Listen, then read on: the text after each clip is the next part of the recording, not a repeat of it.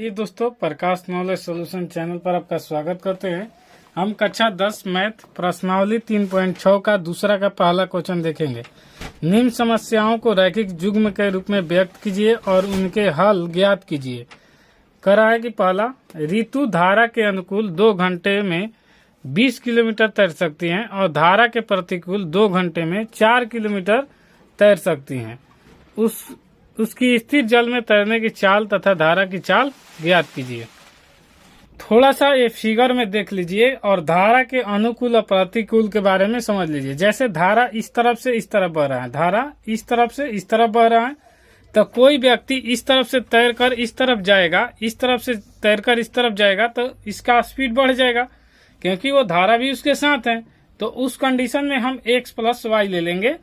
और जब कोई व्यक्ति धारा इस तरफ से बह रहा है और कोई व्यक्ति इधर से जा रहा है तो उसके लिए थोड़ा सा महंगा पड़ेगा, यानी जाने में तुल पड़ेगा, यानी धारा के विपरीत है, तो इसे प्रतिकूल कहते हैं। और प्रतिकूल कहेगा तो x - y। तो क्वेश्चन को लिखेंगे, ऋतु की स्थिर जल में तैरने की चाल x किलोमीटर और धारा की चाल y किलोमीटर प्रति घंटा। अब लिखते हैं इसको कि धारा के अनुकूल दिशा में चाल तो x + y किलोमीटर प्रति घंटा और धारा के प्रतिकूल दिशा में चाल x + y किलोमीटर प्रति घंटा। तो लिख लिए कि धारा के अनुकूल दिशा में चाल x + y किलोमीटर घंटा और धारा के प्रतिकूल दिशा में चाल x - y किलोमीटर प्रति घंटा। इसीलिए आपको चित्र पहले ही समझा दिए हैं कि धारा के अनुकूल क्या होता है कि धारा के साथ जाते हैं तो जाहिर सी बात है कि हमारा चाल बढ़ जाएगा और ज्यों ही जाएंगे। और धारा के प्रतिकूल मतलब कि इस तरफ से कोई नदी बह रही है इस तरफ से और फिर इस तरफ से हम तैरते हुए आ रहे हैं तो उसमें जाहिर सी बात है हमारा ज्यादा टाइम लगेगा तो स्पीड घट जाएगा। आपको ये फॉर्मूला याद कर लेना है, समय बराबर दूरी बटा चाल। अनुकूल मतलब x + y या प्रतिकूल मतलब x - y बटा समय से। यहाँ पर देखिए अनुकूल कहाँ है, अनुकूल यहाँ टाइम दिया है 2 घंटा और समय है, दूरी है यहाँ पर 20 किलोमीटर। तो इस फॉर्मूला पर रखेंगे समय तो 2 घंटा और बराबर दूरी, तो दूरी दिया है 20 बाटा में चाल, चाल हो जाएगा अनुकूल कहाँ है तो x + y, तो यहाँ पर लिखेंगे x + y। अब इतना लिख लिए तो इसको हल करेंगे तो इससे हमें समीकरण 1 मिल जाएगा। तो आइए इसको हल करने के लिए यहाँ पर कुछ नहीं रहता है तो 1 रहता है, इस तरफ से गुना होगा और इस तरफ से गुना होगा।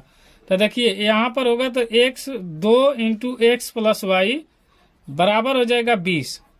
जब ये गुना में है तो इस तरफ आके भागा में, तो x + y बराबर हो जाएगा 20 बटा में 2 और 2 से भागा देंगे तो कट जाएगा तो 10। तो x + y बराबर आ जाएगा हमें 10 और ये हो जाएगा समीकरण 1। उसी प्रकार अब प्रतिकूल में निकालेंगे। प्रतिकूल में कहाँ है 2 घंटे और 4 किलोमीटर तैर सकते हैं, यानी दूरी कम हुआ। तो प्रतिकूल में धारा का तो समय है 2 घंटा ज्यों का त्यों और दूरी है 4 और यहाँ पर प्रतिकूल कहाँ है तो प्रतिकूल में हो जाता है x - y। तो यहाँ पर लिखेंगे x - y। फिर इसको भी हल करेंगे तो हमें समीकरण 2 मिल जाएगा। और ये समय बराबर दूरी बटा चाल के परिभाषा पर रखे हुए हैं, ये फॉर्मूला याद रखिएगा। तो देखिए अब यहाँ से गुना होगा तो 2 × x - y, यहाँ तिरछा तिरछी गुना होता है और फिर 1 से 4 से गुना होगा तो 4 ही होगा। फिर ये गुना में है तो इस तरफ आके भागा में, तो x - y बराबर 4 बटा 2 और यहाँ पर 2 से भागा दे देंगे तो 2 दूनी 4 हो जाएगा। तो यहाँ पर हमें मिल जाएगा समीकरण x - y बराबर 2, समीकरण 2। अब समीकरण 1 और 2 को बराबर करेंगे तो हमारा x और y का मान निकल जाएगा, जिसे हम धारा और चाल का मान तैरने में, स्थिर जल में तैरने की चाल और धारा की चाल ज्ञात कर सकते हैं। तो देखिए यहाँ पर x + y बराबर में 10 है और यहाँ पर दूसरा समीकरण है x - y बराबर में 2 है।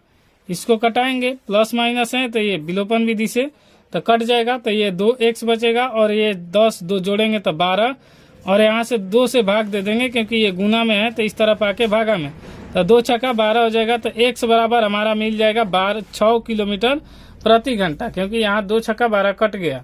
अब यहाँ पर लिखेंगे समीकरण 1 में हम वो x का मान रखने पर, तो समीकरण 1 में आया है x + y बराबर 10।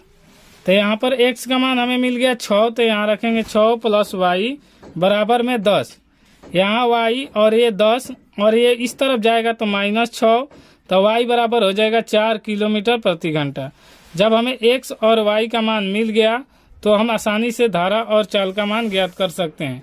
जैसे यहाँ पर हम माने हैं कि स्थिर जल में तैरने की चाल, तो यहाँ x किलोमीटर प्रति घंटा, तो x का मान आया, तो यहाँ पर x का मान हमें आया है 6 किलोमीटर प्रति घंटा, तो लिखेंगे 6 किलोमीटर प्रति घंटा। और धारा की चाल, तो धारा की चाल 4 किलोमीटर प्रति घंटा, तो 4 किलोमीटर प्रति घंटा। यही हमारा आंसर हो जाएगा। दोस्तों वीडियो पसंद आए तो लाइक शेयर सब्सक्राइब जरूर कीजिएगा। कोई दिक्कत हो तो कमेंट बॉक्स खुला रहता है, कमेंट कीजिएगा। आपका 6-4 आंसर हो जाएगा। कोई आपको स्क्रीनशॉट लेना है तो वीडियो को रोक कर ले लीजिए, और कोई दिक्कत होता है तो कमेंट बॉक्स खुला रहता है, कमेंट जरूर कीजिएगा। मिलते हैं नेक्स्ट वीडियो में, तब तक के लिए जय हिंद।